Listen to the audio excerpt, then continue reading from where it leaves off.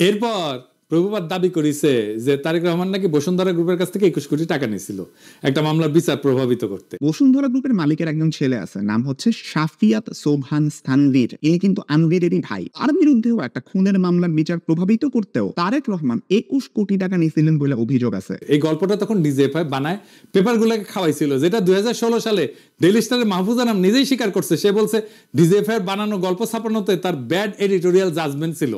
ভুয়া গল্পটা হাসিনার ইন্ডিয়ার দালাল এনায়েত আজকে ওই জেনজিদের খাওয়াইতে আসছে কোন ধরনের রিসার্চ না কইরাই। কিরকম জাউরা দেখেন। আকবর সোবহান সাহেবের ছেলেকে বাঁচানোর জন্য তারেক জিয়া এত কোটি টাকা দিচ্ছে, একদম ফিগারটা সব উল্লেখ ছিল, 50 কোটি টাকা দিচ্ছে।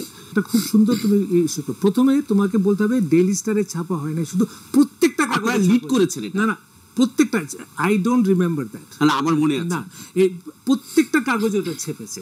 আমি মনে করি যে আমার সাংবাদিকতার সময়ে ওই সময়ে ডিজিএফআই এর দেওয়া নিউজ আনসাবস্টেন্টিয়েটেড, আমি যেটা ইন্ডিপেন্ডেন্টলি প্রমাণ করতে পারি নাই, ওটা আমি লিখেছি, ইন্ডিপেন্ডেন্টলি ভেরিফাই করতে পারছি না। কিন্তু তুমি যদি আমাকে জিজ্ঞেস করো আমার সাংবাদিক জীবনে, এডিটরের জীবনে, ওটা হচ্ছে একটা বিরাট ভুল।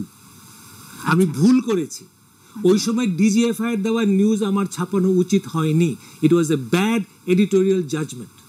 আমি অপকটে স্বীকার করি। কিন্তু ঘটনা হচ্ছে যে যতগুলো দুর্নীতির অভিযোগ আনছে তারেক রহমানের বিরুদ্ধে, সবগুলো 111 সরকার, এবং 111 তো আপনারা জানেন এটা ইন্ডিয়ার সরকার ছিল, তাই না?